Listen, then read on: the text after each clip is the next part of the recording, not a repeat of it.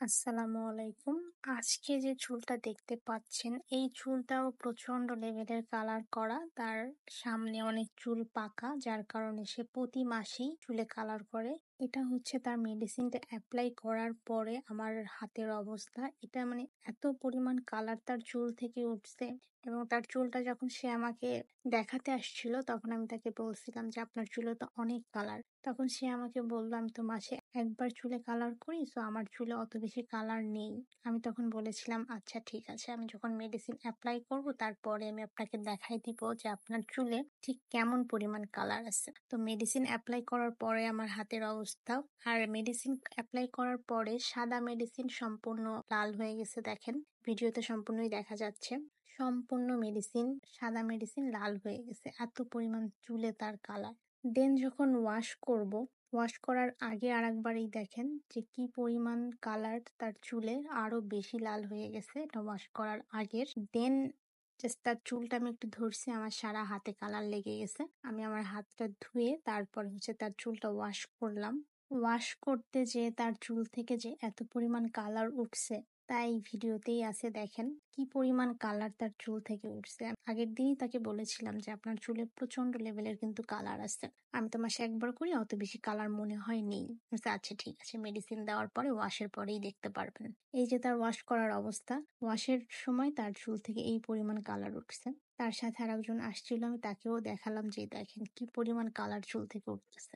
তো এইরকম কালার চুল নিয়ে আসলে রিবন্ডিং করাটা হচ্ছে রিস্ক হয়ে যায়। তো আমি একটা কথা বলার জন্য ভিডিওটা করা, যাদের চুল পাকা তাদের তো কালার করতেই হয়, কালার করবেন, তবে নিজে নিজে বাসায় বসে করবেন, কোনো পার্লার থেকে করবেন না। আপনি নিজে বাসায় বসে একটা ভালো মানের একটা কালার কিনে দেন হচ্ছে কালারটা করবেন। চুলে কোনো রকম হাইলাইট করে দেন কোনো কালার নিবেন না, জাস্ট কালারটা শুধু অ্যাপ্লাই করবেন। এর আগে চুলে কিছুই করবেন না, জাস্ট শুধু কালারটা অ্যাপ্লাই করবেন, ওটাই এনাফ। ওটাই আপনাদের পাকা চুলে কালারটা ধরে বসবে, এবং ওইটা করলে চুলের তেমন একটা ক্ষতি হয় না। রিবন্ডিং করার সময় বা ক্যারাটিন যেটাই করেন না কেন, তখন চুলের তেমন একটা ক্ষতি হয় না। উনি ভয় পাচ্ছিল যে চুলে কালার করা কি হবে না হবে, তখন আমি তাকে বলে নিয়েছিলাম যে আপনার চুলে প্রচন্ড লেভেলের কালার উঠবে, তবে চুলে কোনো সমস্যা হবে না, চুল সুন্দর হবে, কোনো সমস্যা হবে না। তারপর সে করলো, করার পরে তো তার চুলের কালার দেখে সে নিজেই অবাক যে এত পরিমাণ কালার উঠছে চুল থেকে। তো যাই হোক, আপনারা যারা কালার করবেন তারা নিজেরা বাসায় বসে করবেন, আর শুধু ডিরেক্ট কালারটা ইউজ করার চেষ্টা করবেন। তার আগে কোনো রকম ব্লিচ বলেন বা হাইলাইট যেটাই বলেন না কেন, কোনো কিছু করার দরকার নেই। আর যদি এমনি অন্যরকম কালার আপনারা করতে চান, সেক্ষেত্রে বিষয়টা আলাদা, আপনারা করবেন। তবে যারা রিবন্ডিং করতে চান তারা একটু বুঝে শুনে কালারটা করবেন। শুধু যদি ডিরেক্ট কালারটা ইউজ করেন, তার রিবন্ডিং বলেন, ক্যারাটিন বলেন, সবকিছুই করা যায়, সেটা নিয়ে কোনো সমস্যা হয় না। আজকে এই আপু হচ্ছে আমাদের কাছ থেকে লরিয়াল রিবন্ডিংটা করেছে।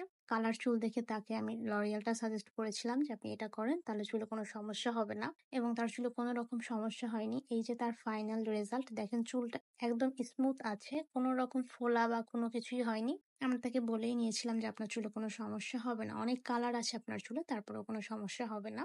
দেন তার রেজাল্টটা অনেক ভালো আসছে। এই যে তার রেজাল্টটা, ফাইনাল লুক তার এইটা। তার ফাইনাল লুকের রেজাল্টটা আরো বেশি সুন্দর ছিল, কোনো রকম কোনো ফোলা ভাব নেই, এবং চুলটাও সুন্দর স্মুথ গ্লেজি আসছে। তো যারা কালার করতে চান তারা বুঝে শুনে কালারটা করবেন। আর কালার চুলেও এখন রিবন্ডিং, ক্যারাটিন, লরিয়াল সবকিছুই করা যায়, তবে কালার চুলে সাধারণত আমরা ক্যারাটিন বা লরিয়ালটা বেশি সাজেস্ট করে থাকি। যারা কালার করে থাকেন তারা পারলে তারা লরিয়ালটা করবেন। লরিয়ালটার বাজেটটা একটু বেশি হলেও চুলটা ভালো থাকবে, চুলে কোনো সমস্যা হবে না, আপনাদের জন্যই ভালো।